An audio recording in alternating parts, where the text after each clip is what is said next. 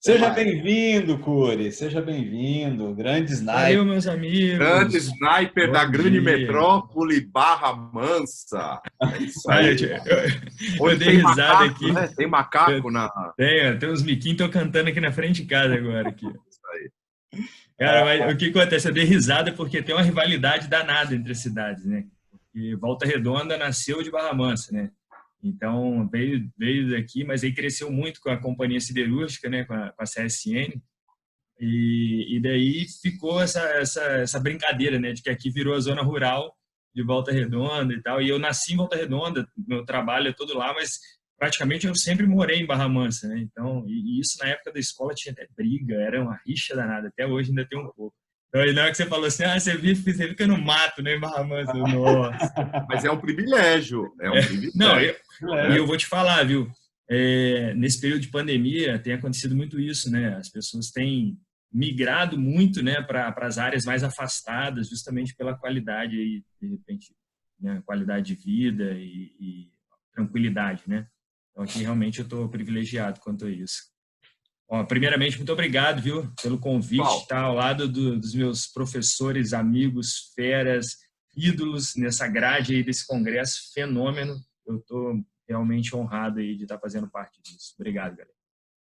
agradeço aí. Pessoal, então o Sérgio Cury, o Sniper Man, vai dar um show aí, porque ele é um estudioso em mini implante como ninguém.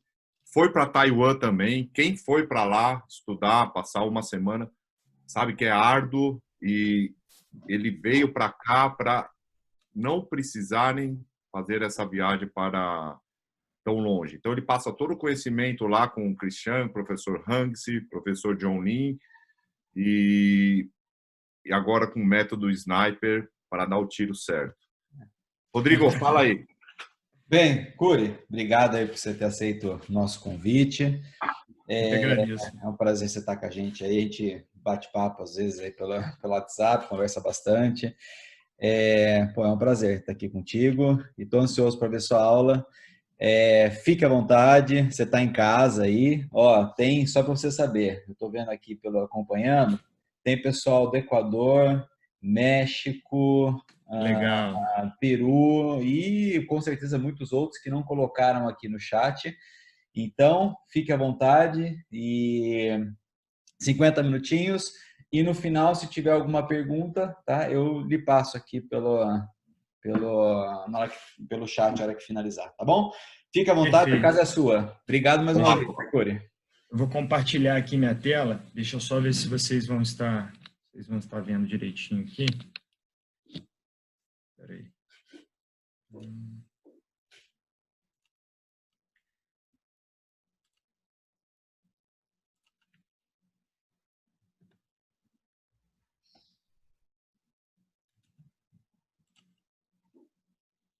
Mesmo a gente fazendo isso tantas e tantas vezes, Faz parte. ainda tem que conferir para ver se está tudo certinho aí. Pareceu legal aí? Perfeito. Perfeito. Massa? Beleza, beleza. Pessoal, então mais uma vez aí, grande Rodrigo, grande Fábio, literalmente grande, né? Os caras são altos pra caramba. Não, fica um anão perto deles. Muito obrigado pelo convite, é um prazer enorme estar aqui. Parabéns aí, o Eduardo, excelente, excelente apresentação, cara. Eu sou fã dele, achei fantástico a abordagem dele, muito legal. E ele falou um negócio muito interessante que eu estava rindo aqui comigo. Eu nunca trabalhei tanto na minha vida, né? Por incrível que pareça. A pandemia fez a gente sair da zona de conforto, né? Nós que estamos aí na área acadêmica, né? E tem que mudar muito o nosso trabalho, nossa apresentação, a nossa abordagem, né? Ter que realmente nos acostumar a apresentar dessa maneira, né? Por videoconferência. Então, mais uma vez, com muita felicidade, com muito carinho, eu preparei esse material exclusivamente para esse congresso. Eu sempre, toda vez eu vibro, né? A cada congresso que eu participo, a cada live que a gente faz, a cada encontro, a cada congresso, é uma emoção, é muito bacana, é uma felicidade enorme. Eu estava até falando rapidinho antes da gente começar, a gente estava na estrada, eu e meu pai ontem, ele sempre parceirão na, na minha caminhada ortodôntica aí, e eu falei para ele, pô, pai, a gente ouvindo um rock and roll, eu falei, cara, desde pequenininho, né, eu sempre pô, a gente sempre ia em show junto, até agora não mais, mas por causa da pandemia, mas a gente sempre no show. Eu falei, pô, sonho de moleque era chegar na frente do palco, tocando guitarra para aquela multidão, né? Aí agora poder fazer isso na ortodontia é um sentimento muito parecido do que eu sonhava quando era moleque, né? Com a guitarra e agora com a ortodontia. Então é muito legal, eu sempre vibro muito de estar aqui. E vocês, cara, carisma incrível, admiro demais o trabalho de vocês, então é uma honra poder estar aqui. E eu preparei esse material, né, sobre tratamento da mordida aberta com mini implantes, óbvio, que é uma área bem específica, né, algo muito específico dentro do mundo que é a mordida aberta anterior, né. Então, a gente vai falar aí basicamente, vou estar abordando basicamente uma, né, nuance aí, uma das esferas, né, dos nichos do tratamento da mordida aberta anterior, que é extremamente amplo.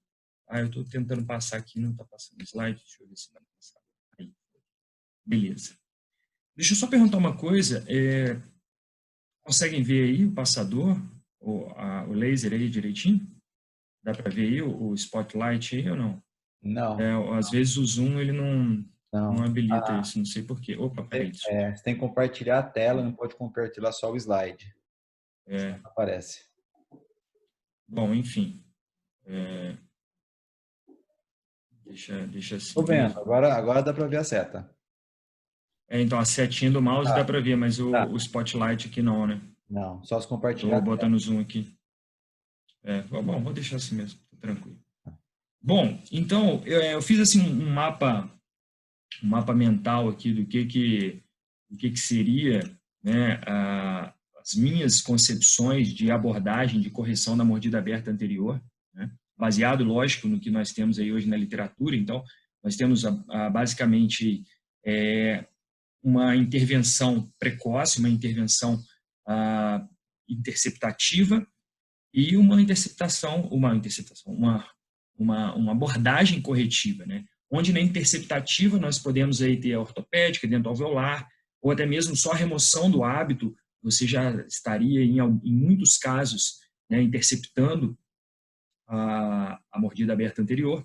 E em uma situação aí, em uma correção, né, em uma abordagem corretiva, nós temos ali a possibilidade de atuar dentoalveolarmente ou cirúrgica. Nós vamos ver que esse dentoalveolar aí, ele também altera um pouco ortopedicamente, tá bom? Eu vou falar disso durante a aula de hoje. E aí, independente, pessoal, da etiologia, claro que é extremamente importante detectar a etiologia da mordida aberta anterior quando nós vamos tratá-la. Mas eu não quis entrar na etiologia para não ficar muito tempo nisso, e resumindo aqui o que nós temos de correção, de tipos de abordagem de tratamento propriamente dito. Bom? E aí hoje nós vamos entrar especificamente na corretiva dentoalveolar. Então, eu vou estar falando hoje sobre corretiva dentoalveolar, os tratamentos, a correção dentoalveolar da mordida aberta anterior na fase adulta, na dentição permanente, né, a ortodontia corretiva. E aí nós temos duas possibilidades básicas, dois caminhos. Tá? Extrusão anterior, à base de elásticos, clássico, método clássico, e a intrusão posterior, né, com o advento da ancoragem esquelética. Então, com mini implantes, nós conseguimos hoje fazer um tratamento, uma abordagem corretiva dentoalveolar por intrusão posterior. É lógico que existe a associação das duas coisas. Isso quem vai determinar o seu diagnóstico. Mas nós vamos falar aqui, eu vou estar falando exatamente sobre a intrusão posterior. E nós vamos, para isso, utilizar aí os mini implantes. Então, esse vai ser o nosso roteiro de hoje, né? Onde nós vamos viajar aí na maloclusão da mordida aberta anterior, fazendo aí a abordagem corretiva dentoalveolar de intrusão posterior com mini implantes. Ok? Bom, primeira coisa, nós temos que entender quando nós vamos partir para essa intrusão posterior. Isso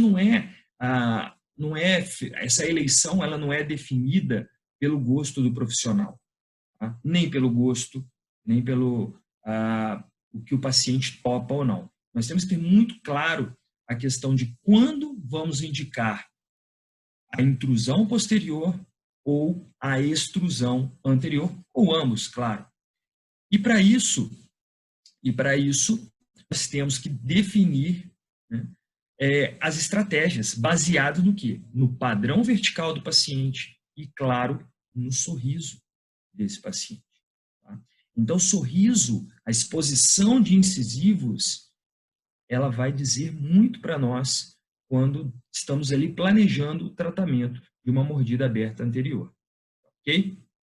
Eu coloquei 2 exemplos aqui, né, onde nós temos o primeiro exemplo, um caso onde o paciente não expõe bem os incisivos. Ele tem uma curva negativa do sorriso. Ou seja, nós precisamos criar exposição de incisivos para esse paciente. Uma extrusão para esse caso anterior, ela é bem-vinda. Claro, esse caso eu acabei tratando de forma cirúrgica, mas eu coloquei só a face aqui, o sorriso, para ficar claro esse exemplo de que esse paciente, ele não é um paciente que deva ser tratado apenas com intrusão posterior, porque ele precisa expor mais incisivos nesse sorriso. Enquanto esse outro paciente da direita, ele tem uma boa exposição de incisivos. Então, eu tentar uma correção dessa mordida aberta anterior, às custas de elásticos anteriores, às custas de extrusão anterior, eu posso estar prejudicando e piorando o aspecto de sorriso desse paciente, criando aí, de repente, um sorriso gengival, né, antiestético. Então, nós devemos levar isso em consideração. Isso é o fator preponderante para a tomada de decisão por qual caminho nós vamos seguir. Tá certo? Bom, sendo assim, eu vou definir isso, né? E vou começar aí, então, o tratamento da mordida aberta anterior pela intrusão posterior, certo? Tendo escolhido, definido, selecionado bem o caso, eu vou começar isso. E como que funciona? Qual é o mecanismo da correção de uma mordida aberta anterior quando nós partimos para a intrusão posterior? Então, funciona da seguinte forma. Nós vamos produzir a intrusão dos dentes pósteros superiores, é o mais convencional. É claro que eu vou mostrar que a intrusão dos dentes pósteros inferiores, elas também são muito importantes em muitos casos. Mas de uma maneira geral, ampla, onde nós vamos atuar ali, na grande maioria dos casos, é no arco superior. Tá? Claro que a tua avaliação, o teu diagnóstico vai caber e vai ser de extrema importância para definir se realmente vai ser só o superior que deverá ser intruído, vai ser o superior e o inferior. Então, é claro que a maloclusão inicial do paciente vai determinar isso. Mas, de uma maneira geral, nós produzimos aí a intrusão posterior, nesse caso mostrando aí póstero superior.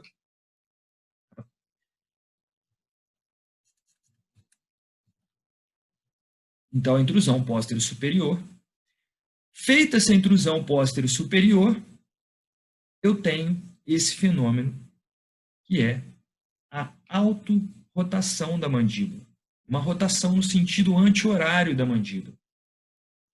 E aí nós temos o fechamento da mordida aberta anterior.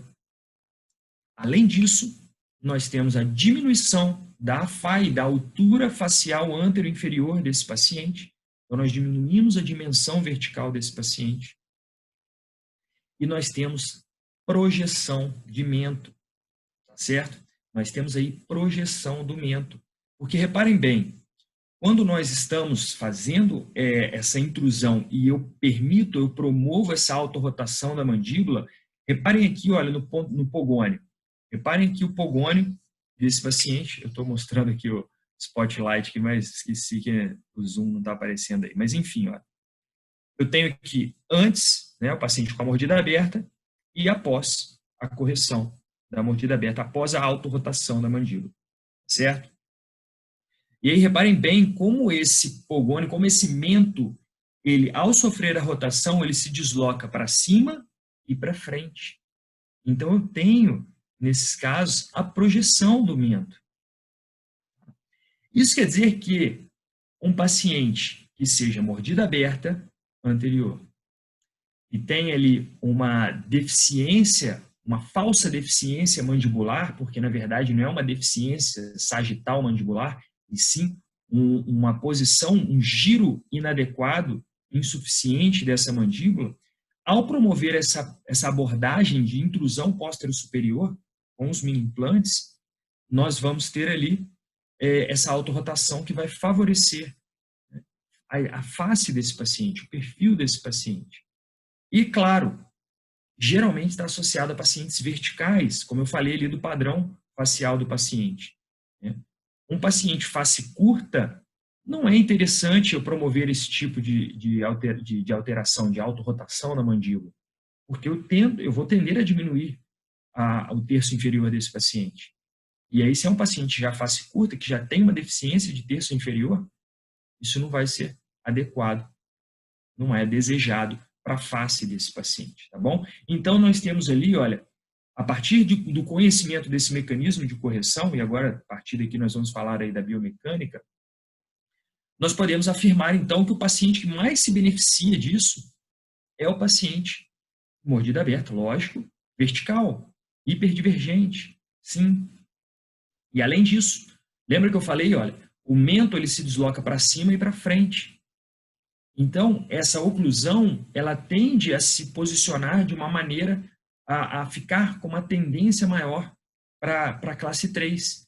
Então, se você tem um paciente que é classe 2 inicialmente, você vai estar favorecendo a correção dessa classe 2 às custas dessa autorrotação da mandíbula.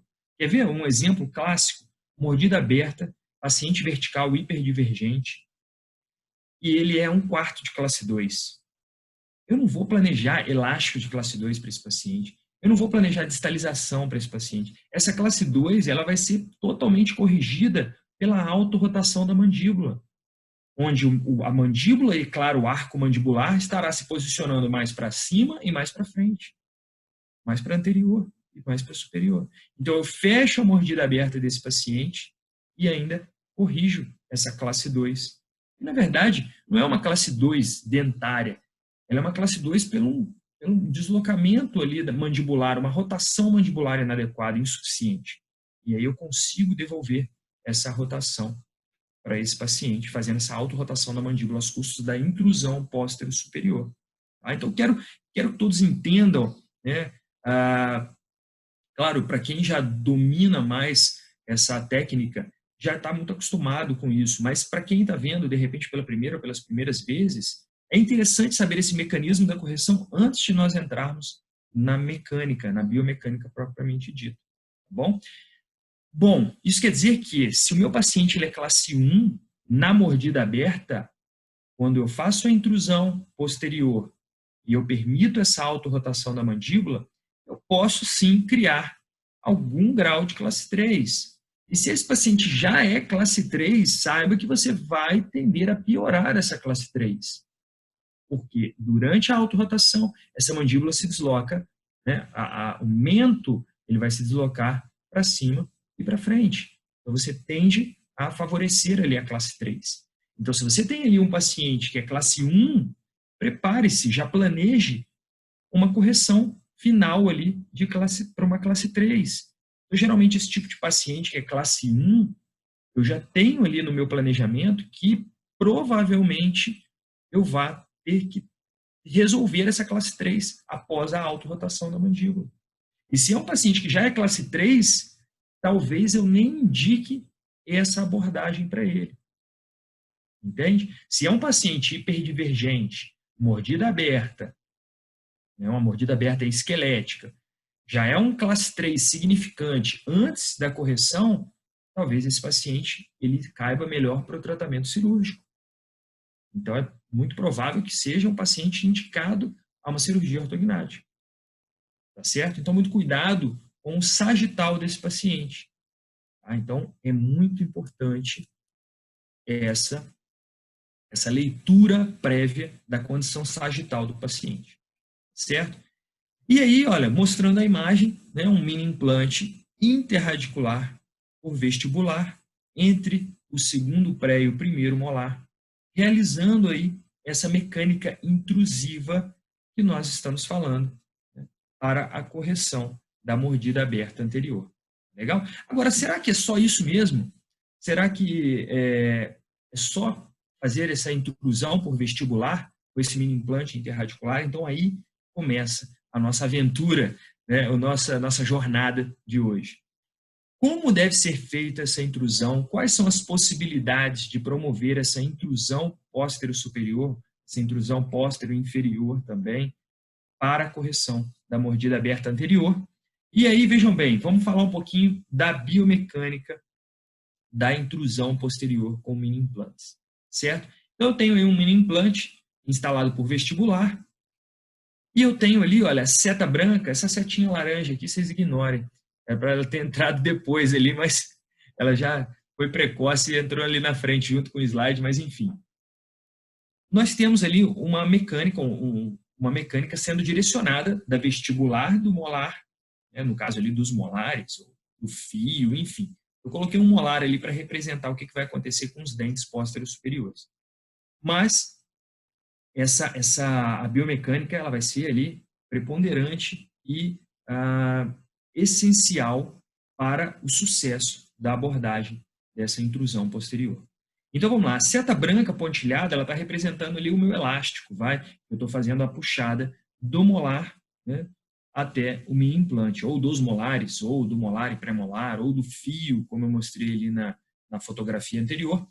Estou fazendo essa puxada, né, para cima, né, com o mini implante. Mas será que esse dente vai intruir com essa mecânica? Né, simplesmente ali o mini implante até a região ali da coroa dos molares? Será que vai acontecer exatamente uma intrusão? Bom, na verdade, nós temos aí uma força. Se nós formos aí diagramar, dissipar, vamos dissipar essa força, esse vetor de força, esse elástico que nós colocamos. E nós temos ali a seta amarela, que representa a intrusão, e nós temos ali a seta laranja, que representa uma tendência à vestibularização desses dentes. Então, eu dissipei essa força criada ali pelo elástico, e a notícia triste é que a intrusão é o que menos vai acontecer nesse caso. Então, se você deseja a intrusão, não pense que colocando um mini implante por vestibular e puxando ali com um elástico, esse dente vai intruir. Ele não vai. Vamos lá, vamos voltar para a física, vamos voltar para a biomecânica. Centro de resistência. Só olha o centro de resistência, onde ele se encontra. Verticalmente falando, olha, nós temos ele passando ao longo eixo do dente. Nos dentes multirradiculares está na região de Furca. Tá? Então, essa minha puxada está por vestibular. Óbvio que esse dente não vai intruir. E olha o tamanhozinho da seta amarela de intrusão. É a menor que tem. Então, a intrusão ali vai ser ínfima, vai ser uma coisa muito insignificante dentro do que nós desejamos. Então, é muito importante entender esse conceito para não criar iatrogenias, não digo nem iatrogenia, mas para não criar efeitos adversos, efeitos colaterais, e você não vai conseguir resolver o problema do paciente. Você não vai tratar essa mordida aberta fazendo uma mecânica desse jeito, apenas com mini implante por vestibular. Tá? Porque o que nós vamos ter aqui, no final das contas, é um momento. Nós estaremos criando ali um giro no sentido de uma inclinação vestibular desses dentes. E não é isso que nós queremos. Nós queremos uma intrusão de corpo. Então, olha só o que vai acontecer com esse molar, ou com esses dentes. Nós vamos criar uma inclinação vestibular. Tá? Então, como deve ser feito isso? Olha lá. Eu preciso de uma força também por palatina. Eu preciso de um vetor por palatina, para que eu tenha um equilíbrio dessas forças e eu consiga produzir aí nesses dentes uma intrusão real. Então, a mesma coisa que nós fizemos por vestibular, eu vou fazer por palatina. E aí eu gosto muito de utilizar mini implantes na região parasutural ou paramediana, que é ali entre 1 a 3 milímetros ao lado da RAF palatina. É ali que eu gosto de instalar meus mini implantes por palatina para fazer esse tipo de mecânica. Tá? E aí eu vou produzir a mesma situação, olha lá. Você pode colocar o mini implante ali na RAF também. Eu tenho agora utilizado, eu sempre utilizo barras para fazer essa intrusão por palatina. Eu ancoro direto ali, dente mini implante. E uma das barras que eu tenho gostado muito de usar agora, recentemente, é a barra BIM, né, que foi aí, desenvolvida pelo professor Edson Ilipronte, que até vai ser um dos palestrantes, ele vai palestrar, se não me engano, amanhã aqui no Congresso, então não percam, fantástico. Então ele desenvolveu essa barra de intrusão, que é uma barra fixa em 2 mini implantes em região de RAF palatina, em região de sutura palatina mediana, e aí você vai com botões por palatina ligando os dentes, né, tracionando os dentes a essa barra, né, fazendo aí essa mecânica por palatina, que funciona, né, se nós formos aí diagramar ou nós formos aí dissipar vetorizar essas forças, nós temos aí, olha, uma situação muito semelhante por vestibular. Uma pequena força intrusiva e uma força maior no sentido, né, de lingualização desses dentes. E aí, esses vetores mais horizontais, eles vão se equilibrar. Né? Então, nós temos agora aqui, olha, um momento no sentido lingual desses dentes. E aí eu vou ter isso aqui, olha. Fazendo essa mecânica simultaneamente, vestibular e palatina, uma força dessa horizontal vai anular a outra. Então, a tendência de inclinação vestibular, ela vai ser anulada pela tendência de inclinação lingual, no caso de palatina, enfim. E aí nós temos o que? A resultante disso é uma intrusão real. E aí sim nós temos essa intrusão real, e olha só, aqui em roxo a sombra de onde estava o dente, e aqui a posição final do dente, que foi o quê? Uma intrusão pura. Então nós conseguimos promover aí uma intrusão pura, uma intrusão real. Ok? Então nós precisamos também de vetores por palatina. Não adianta só por vestibular. Tá bom? Claro, a posição inicial dos molares, dos dentes pósteros superiores do meu paciente, eles vão determinar a estratégia. Já teve caso que eu promovi a intrusão somente por palatina. Tá? Mas aí não tem essa lingualização? Sim, mas nesse caso, os dentes do paciente estavam muito vestibularizados, então a lingualização era desejada. Então eu queria intruir um pouco e lingualizar. Então, para esse caso, tudo bem eu fazer só por palatina.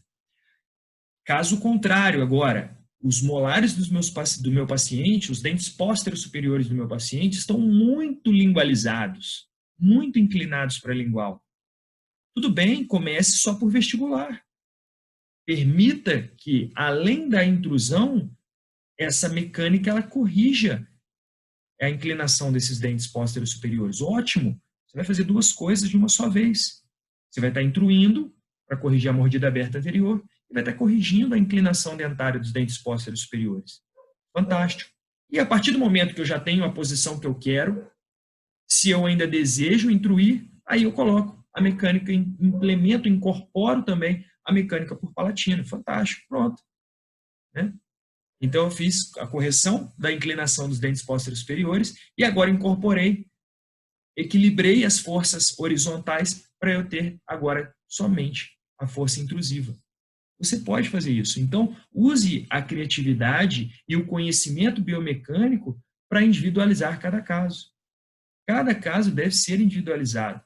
A gente vai passando insights aqui para que você possa ter opções, para você que tenha um arsenal maior para usar no seu paciente. Agora, é claro, isso nós vamos fazer bilateralmente. Então, essa mecânica intrusiva ela vai ser feita bilateralmente. Então, intrusão posterior bilateral. E qual a força que a gente usa? Né? Todo mundo já deve estar se perguntando aí, qual a força que você usa? Essa é a pergunta do milhão, né? Todo mundo quer saber qual a força que nós utilizamos. E aí nós buscamos isso na literatura. Né? A literatura tem inúmeras pesquisas disso, e o autor que eu mais gosto, vou passar alguns artigos dele aqui, né? Vou citar ele algumas vezes aqui na aula, que é o Peter Buchang, que é um grande pesquisador dos pacientes hiperdivergentes, da intrusão posterior, e ele mostra em vários trabalhos, também aí utilizando alguma referência da Birgit Melsen, que é uma grande pesquisadora da intrusão também, onde ela fala ali que 10, 15 gramas força por raiz de dente a ser intruído, e aí nós trabalhamos com isso, a força ali, ó, não mais que 150 gramas força, não mais que 150 centinewtons. E aí, é claro, nós precisamos ter o equilíbrio dessas forças. Então, eu vou colocar 150 em cada elástico, por vestibular e por palatina. Porque se eu colocar mais por vestibular ou mais por palatina, eu vou desequilibrar. E aí eu acabo não tendo a intrusão real. Então, para que a intrusão real ela seja alcançada, ela seja conquistada, eu preciso ter também o equilíbrio dessas forças. Elas precisam ter a mesma magnitude. Então, eu vou colocar 150 em cada elástico. Tá? Tanto pelas vestibulares, quanto os elásticos por palatina. Tá bom? Então, tá aí. Essa é a mecânica intrusiva. Eu posso utilizar também, pessoal, né? Acredito que até algum de vocês já tenha isso perguntado durante a minha explicação. Poxa, mas e se eu não quiser colocar mini implantes por palatina? Já que é bilateral, eu posso utilizar algum elemento rígido por palatina para não criar forças axiais ali palatina, mas impedir as forças horizontais por vestibular. Então, por exemplo, você pode usar uma barra transpalatina. Sim. Então, você usa uma barra transpalatina rígida, tá? Passiva. Ela vai estar criando ali uma resistência a essas forças vestibulares.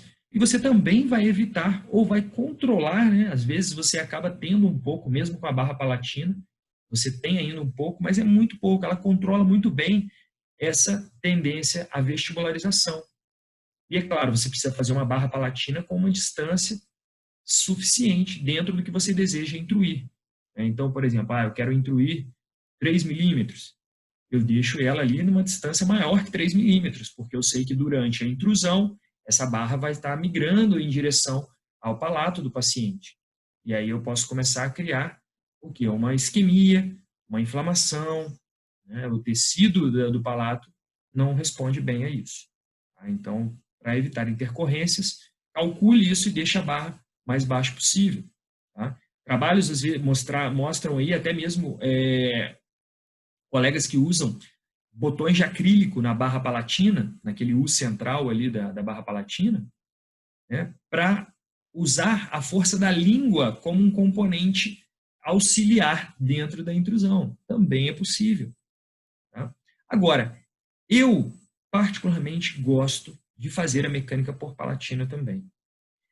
Eu noto que a mecânica anda mais controlada, mais previsível e até mesmo mais rápido, sabe? Então, eu sou adepto de usar os mini implantes por palatina também. Essa é a maneira que eu faço. Agora, eu estou mostrando aqui, já fiz dessa maneira, vou mostrar um caso onde eu utilizei um elemento rígido por palatina para controlar a inclinação. Tá? Então, é possível também.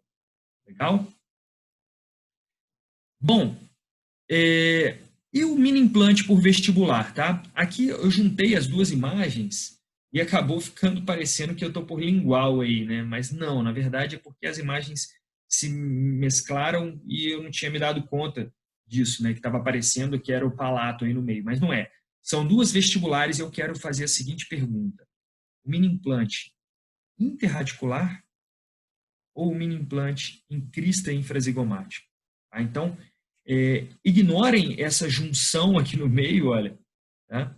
E levem em consideração que esse mini implante, eles estão por vestibular, são dois mini implantes, são 2 molares ali à parte, são 2 casos diferentes. Então, eu tenho um caso que por vestibular eu estou com mini implante em crista infrazigomática e tenho uma situação onde o meu mini implante está interradicular, tá bom? E qual é a minha preferência? Interradicular ou crista infrazigomática? Olha, o professor Eduardo Macluf foi assim muito preciso ali, né? Foi ali o sniper ali para falar sobre o mini implante em crista infrazigomática. Muitos casos não haverá osso nessa região. Muitos casos a crista infrazigomática, no nosso padrão de pacientes, ela é insuficiente para você colocar um mini implante de maneira segura ali. Além disso, biomecanicamente, o mini implante interradicular ele leva vantagem.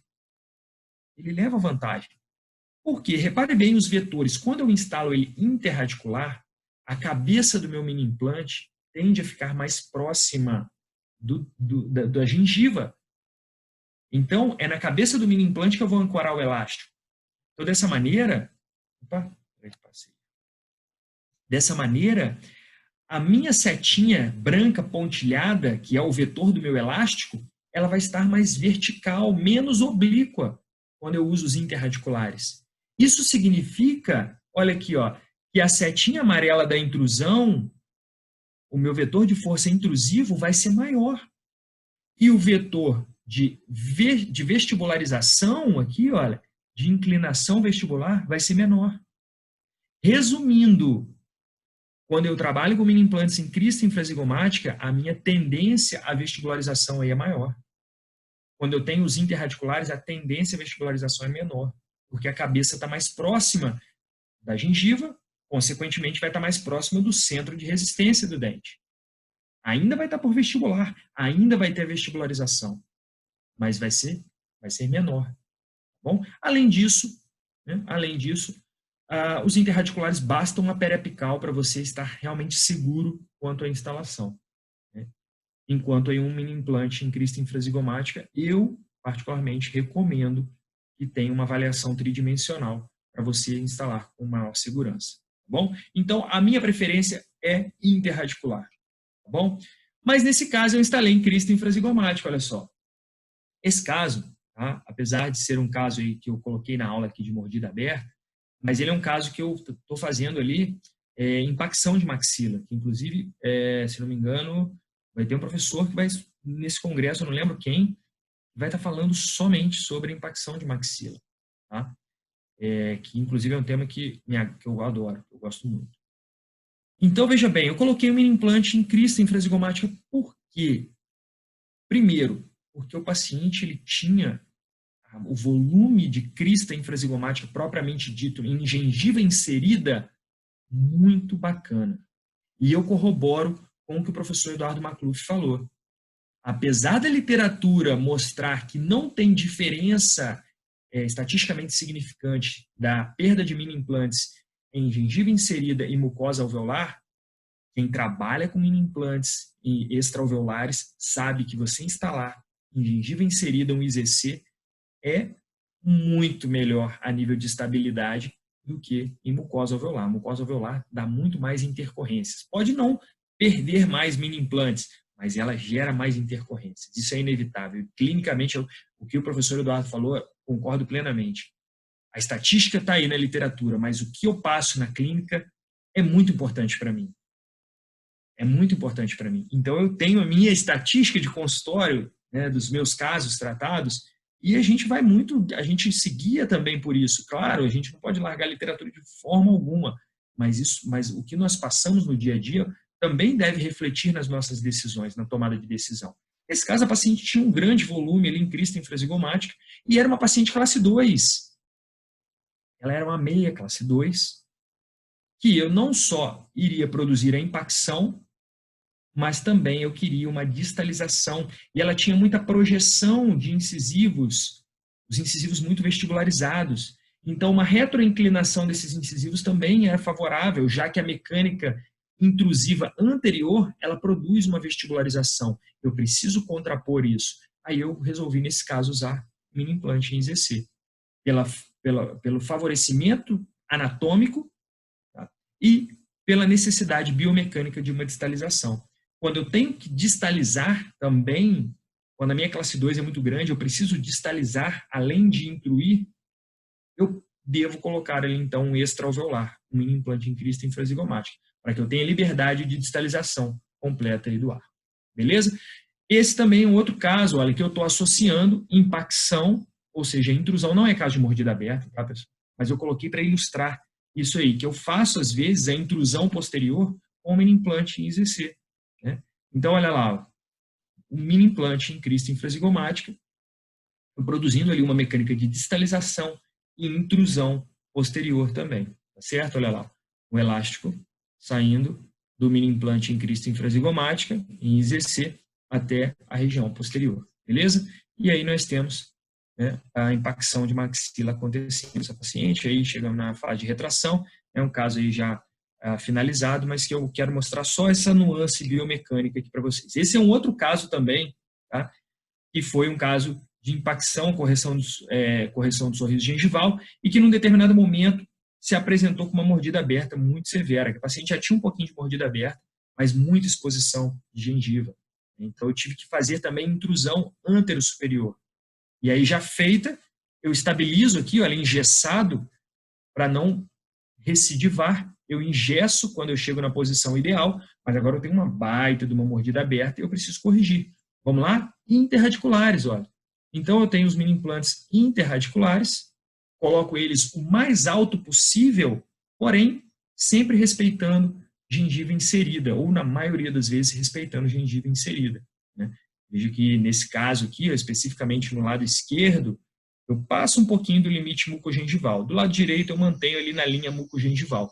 Eu preciso deixar ele o mais alto possível, porque eu quero uma mecânica intrusiva. Se eu colocar ele muito baixo, eu não tenho distância para o elástico, e além disso ele já fica muito próximo ali, né, aos dentes, e aí essa migração vertical contra o mini implante vai tender a levar a uma perda desse mini implante, tá certo?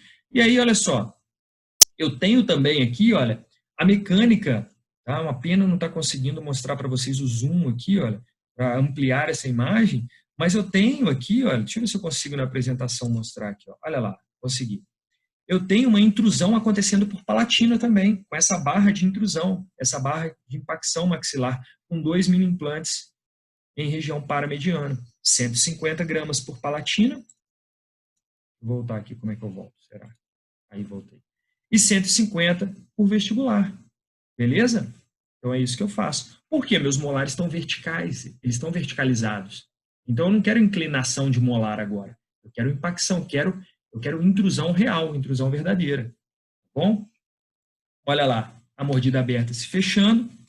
E um detalhe, eu tenho uma barra lingual também. Sabe por quê? Porque sempre que você faz a intrusão, e aí eu falo isso e vou citar aí o Peter Buchang mais uma vez, quando você faz a intrusão póstero-superior, os dentes póstero-inferiores tendem a extruir. Então você precisa segurar isso também. Sempre que você está fazendo uma mecânica intrusiva em um dos arcos, existe a tendência extrusiva no arco antagônico. Então, olha, nesse caso, eu não vou intruir póstero-inferiores, mas eu não quero deixar acontecer essa extrusão. Então, eu deixo um fio bem rígido no inferior, 19 por 25 de aço, mesmo que eu tenha que fazer dobras para deixar ele passivo nesse momento, e eu ponho uma barra lingual também, para controlar o deslocamento póstero-inferior. E aí, olha só, a mordida aberta sendo corrigida. Tá? Olha só, tem os levantes aí, quando eu tiro o levante, olha lá.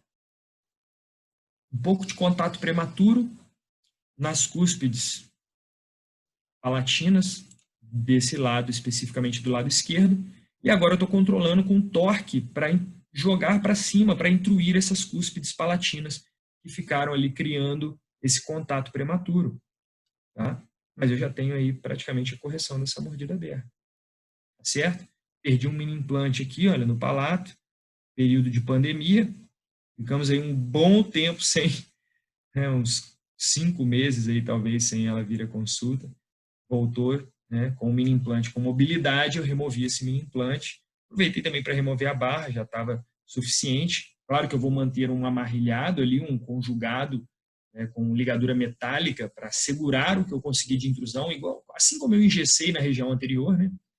E aí esse caso que eu quero mostrar para vocês é um caso de mordida aberta daquele rapaz que eu mostrei anteriormente. Tá?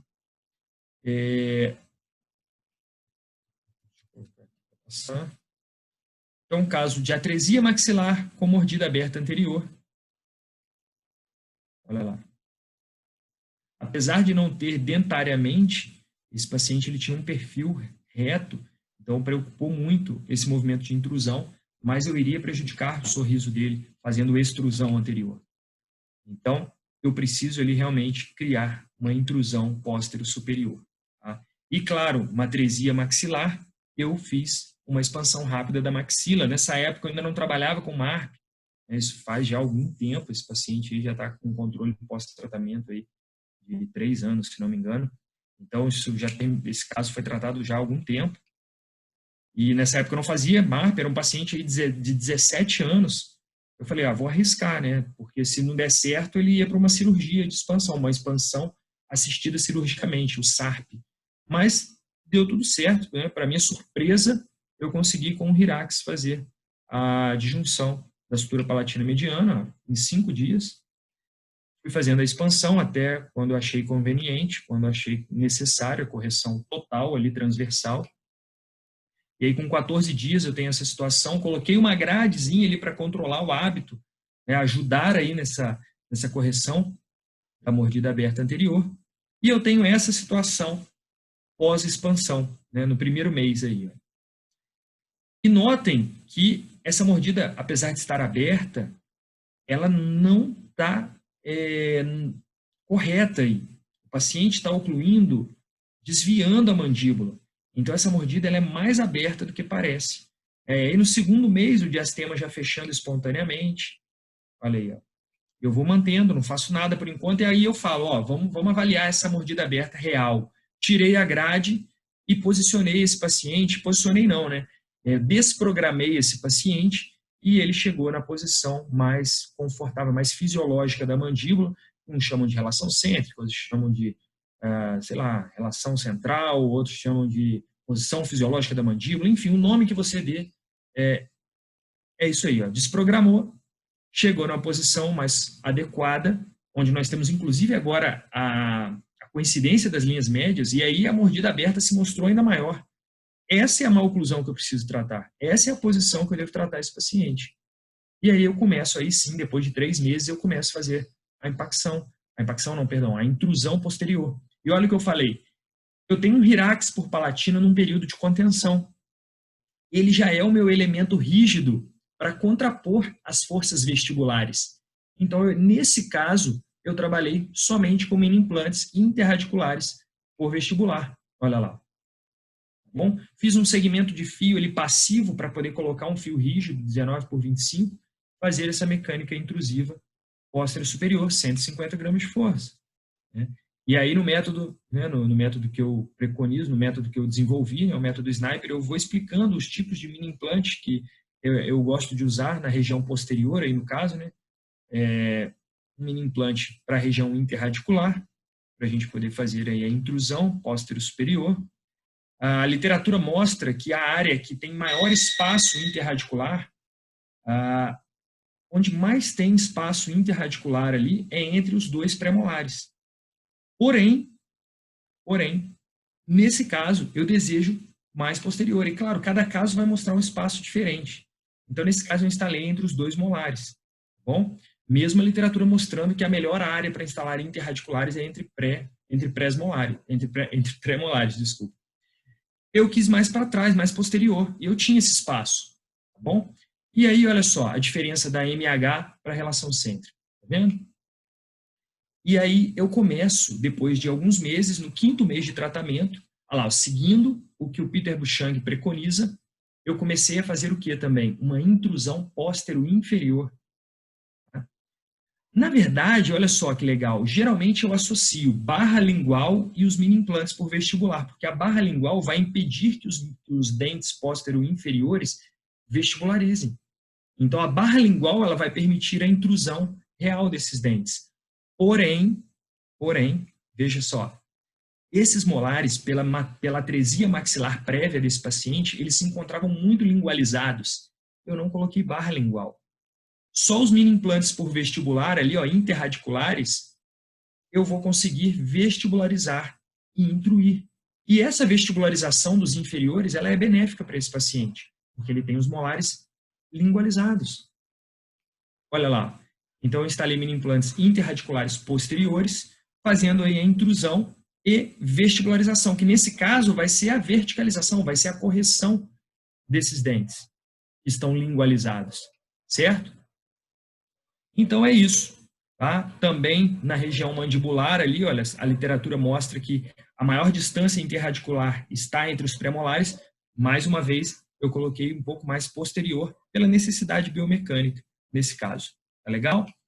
Então, olha só, cuidado que nós devemos ter quando promover essa mecânica de vestibularização é que nós podemos criar contato prematuro, porque a força está por vestibular do centro de resistência. Então, além da intrusão, a intrusão mesmo ela é pouca, e nós temos o que mais? Um momento, a vestibularização, assim como no superior, eu mostrei. E aí nós temos isso aqui, olha, um risco das cúspides linguais criarem contatos prematuros. Tá bom? Então, atenção a isso.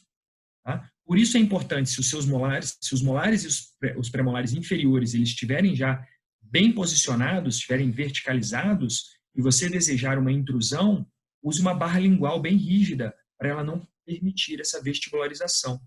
E além de prejudicar o posicionamento axial desse dente, vai criar ali contatos prematuros. Pode criar contatos prematuros. Tá bom?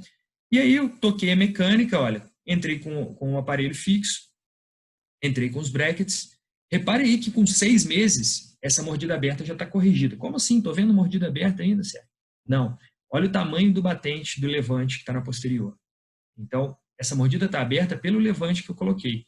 Se eu tiro o levante, já está fechada essa mordida. Tá bom?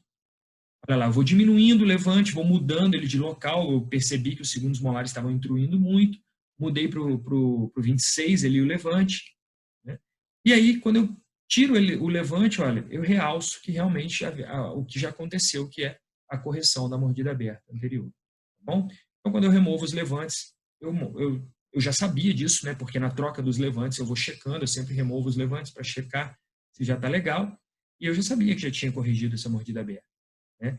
E aí eu demoro ali um pouco fazendo o refinamento, né? Eu sou meio enjoado para fazer finalização, refinamento, faço dobras, faço controle de torque. Então, aí uma mola individual de torque nos incisivos laterais estavam palatinizados. Então, ao vestibularizar, ao entrar no arco, eles tendem a ir um pouco de coroa, então você pode trabalhar com a prescrição indicada para isso, ou trabalhar aí o torque, que é o que eu estou fazendo, individualização, etc. E eu finalizo esse caso aí com 2 anos, levando em consideração que teve a fase ortopédica, nada mal, né? Nada mal.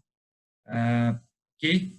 Então aí, bem finalizado, guias, né, protrusivas de lateralidade em função uma boa harmonia de sorriso. Então, realmente um caso que foi legal, corrigindo aí essa mordida aberta anterior, somente com intrusão posterior, com mini-implantes, sem elásticos intermaxilares. Tá bom? E aí nós saímos dessa situação, olha, prévia até o final do caso, olha a sequência de fotos frontais, e aí nós temos o sorriso do paciente, olha só. Muito bacana, corredor bucal preenchido, atresia maxilar corrigida, mordida aberta anterior corrigida, apinhamento antero-superior corrigido. Missão cumprida, olha lá, perfil, diminuímos ainda, olha, diminuímos a vertical desse paciente, o terço inferior do paciente.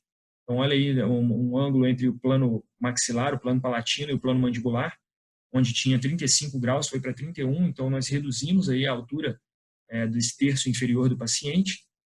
Convido aí vocês a estarem, estou acabando, tem mais um caso aí para mostrar, mas eu convido aí vocês a estarem escaneando essa tela aí, caso vocês queiram ler esse e-book que eu escrevi há um tempo atrás, onde falo sobre estabilidade dos mini-implantes, né, os 13 mandamentos para aumentar a estabilidade dos mini-implantes.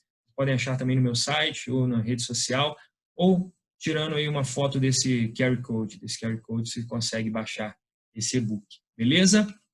Bom, o que mais que nós temos de possibilidade? É só a intrusão posterior? Né? É só com esses mini-implantes pósteros superiores interradiculares? Existe forma de você tratar também com mini-implantes inferiores, você produzir a correção da mordida aberta anterior. Então, quando é o caso de um paciente classe 1, classe 2, vertical, eu vou pelaquela mecânica que eu mostrei, com mini-implantes interradiculares. Mas existe aqui um bônus que eu quero entregar para vocês, uma outra alternativa de corrigir a mordida aberta anterior com mini implantes, né, pela modificação do plano oclusal. Então, esse paciente aqui já é um paciente diferente. É um paciente que eu não tenho excesso vertical esquelético. Ele é um paciente que é classe 3. Então, é aquele classe 3 mordida aberta, que de repente é mesofacial, né, que não é dólico, ou pode até fazer no dólico, mas saiba que nesse mecanismo que eu vou mostrar, que é pela retração total do arco inferior, você não tem a alteração esquelética. Tá? E lembra que eu falei que a correção dentoalveolar, ela, na verdade, ela cria um componente ortopédico? Pois é, esse caso que eu mostrei, e essa mecânica que eu mostrei anteriormente, pela intrusão póstero-superior e a autorrotação da mandíbula, alguns autores consideram como um tratamento ortopédico. Porque você teve alteração do mento, você teve projeção de mento, diminuição do terço inferior, foi uma alteração esquelética, de rotação mandibular.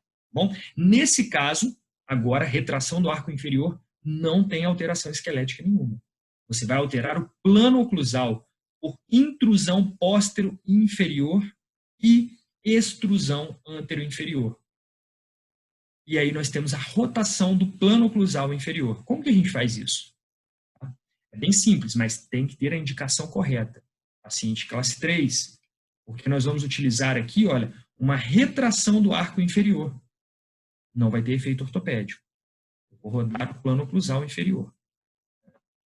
Eu vou fazer isso, olha. Tá vendo? Então, essa é a situação. Eu vou promover um giro do plano oclusal dessa vez, e não da mandíbula. Tá bom? E aí nós vamos na literatura, olha, Eugene Roberts com Chris Chang, eles publicaram esse artigo mostrando que a retração em massa inferior com buccal shelf promove intrusão posterior e extrusão anterior. Então você gira o plano oclusal inferior e você corrige a mordida aberta. Então o paciente classe 3, mordida aberta, uma retração com buccal shelf, fantástico, super indicado, olha só. Um casinho bem rápido aqui para mostrar que o meu tempo está acabando. Olha lá, paciente classe 3, mordida aberta. Eu implemento aqui o arco inferior completo, com mini implante em buccal shelf, faço ali a retração do arco todo, e eu tenho a correção da classe 3 e da mordida aberta. Em pouquíssimos meses. Isso aí foi um intervalo aí de 3 meses. Tá? Então vai rápido, é fantástico isso. E a força? Aí você coloca um pouco mais de força, 250 a 300 gramas, o Chris Chang fala até de 400 gramas de força, mas eu gosto de trabalhar nessa faixa, 250 a 300, é onde eu me sinto confortável, quando eu faço essa mecânica completa, retração em massa de todo o arco, tá bom? Eu falo muito da setorização, do uso do sliding jig. Nesse caso, se você quer aproveitar esse giro, essa rotação do plano oclusal, você deve fazer em massa, completo, desse jeito que está aí, tá? Mini implante, buccal shelf, elástico ou mola, enfim, até a região de canino, bilateralmente, ou canino passando pelos incisivos até o outro canino e depois no outro buccal shelf, tá bom? Mas você deve fazer em massa essa correção para você ter esse giro do plano oclusal, beleza? E aí, para finalizar, esse caso que chegou para mim, um caso que foi feito ortognática para correção de mordida aberta e a paciente continuou com mordida aberta anterior. Olha lá. E ainda biprotrusão. Pós-cirúrgico. O que me atrapalhou muito no planejamento. Vou mostrar para vocês. E aí eu falei, olha, vamos tratar, e a paciente já não aguentava mais, usou sei lá quantos anos de aparelho fixo. Eu falei, ó, vamos fazer essa abordagem, são movimentos muito sinérgicos, né? São movimentos que eles se combinam e não são antagônicos, são sinérgicos. Então, é previsível de fazer com alinhadores. Vamos fazer com os alinhadores essa mecânica? Eu só preciso fazer essa correção da mordida aberta, essa intercuspidação e melhorar essa biprotrusão, que é a queixa principal da paciente.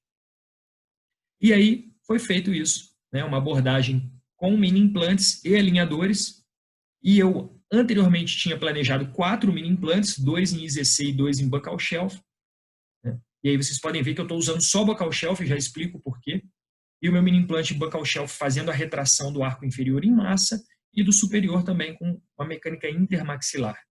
E aí nós temos, olha só, aí você vai falar, nossa, quantos anos você levou para ter esse resultado? Não foram anos. Quantos meses você levou para ter esse resultado? Não foram meses. Tá? Foram 3 semanas. Foram 3 semanas, tá bom? Foram 3 alinhadores, tá? Para chegar nesse resultado. O planejamento são 18 alinhadores. Ainda falta bastante detalhe nesse caso. Mas repara como em 3 alinhadores, em 3 semanas, eu resolvo o problema dela. Né? Eu já resolvo a mordida aberta, eu já tenho uma intercuspidação, uma classe 1. E agora, daqui para frente, continuo a mecânica para sobrecorrigir, para aprofundar um pouco essa mordida, para retroinclinar os incisivos, para fazer retração em massa desses 2 arcos. Olha só que fantástico. Porque é previsível. É previsível. E olha só o que eu falei do IZC. A paciente já veio operada, né? E o bucomaxilo que operou colocou os mini implantes praticamente em contato com os ápices radiculares. Deixa eu dar um zoom aqui para mostrar. Com os ápices radiculares dos molares. Olha, eu não consigo intruir os molares superiores. Eu não consigo instalar mini implantes aqui, olha, porque a barra de fixação cirúrgica está me atrapalhando. Está exatamente em IZC ali, olha. E os parafusos da placa estão ali no limite, me atrapalhando essa intrusão. Né?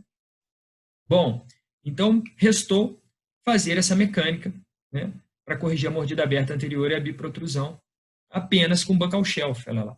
E aí eu vou com forças bem leves, tá? Porque mecânica de paciente tirar e colocar elástico, abre a boca, então a força é intermitente, quando ele abre o elástico aumenta a força, então força bem leve, 100 gramas força, tá? Para cada elástico. Olha lá o que eu tenho, ó.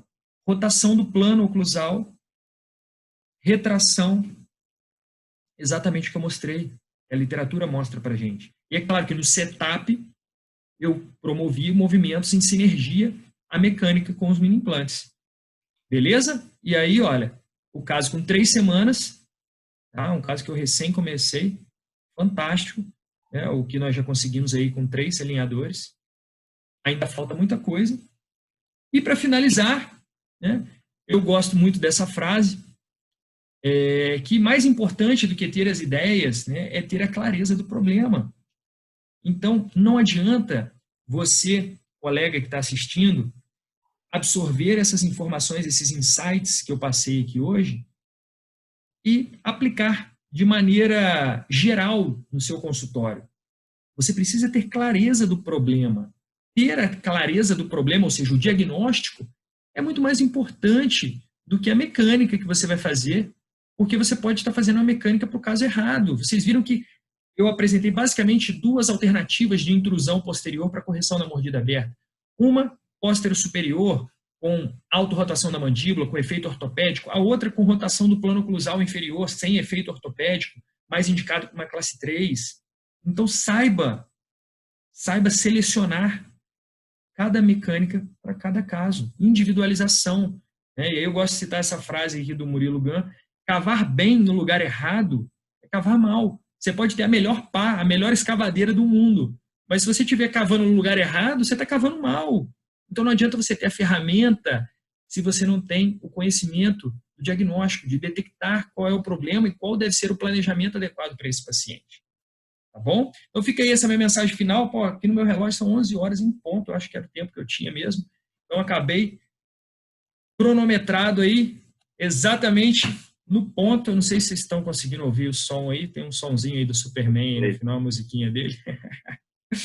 Mas é isso aí, galera, muito obrigado mais uma vez aí, obrigado e parabéns, né, a Rodrigo e Fábio pela organização desse evento incrível, mais um evento incrível que eles organizam. Então, eu sou fã de carteirinha, parabéns por reunir tantas feras e me sinto honrado, gratidão por estar no meio de todas essas feras aí. Espero que eu tenha acrescentado alguma coisa de boa aí na clínica para vocês. E é isso. Beleza, muito obrigado, galera. Sérgio, muito obrigado. Valeu. Aula fantástica. Você é parceiro, sempre aí com a gente.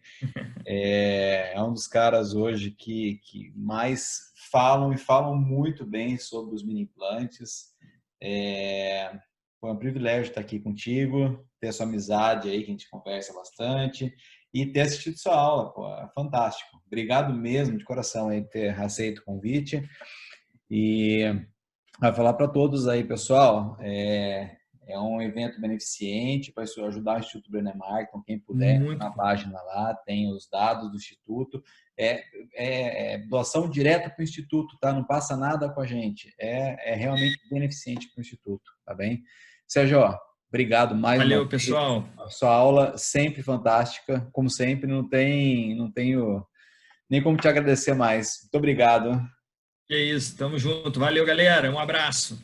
Sérgio, parabéns, viu? Transformando casos complexos em casos simples. Muito bom. Legal, valeu, pessoal. Obrigado. Obrigado, Sérgio. Abraço. Valeu, um abraço a todo mundo aí.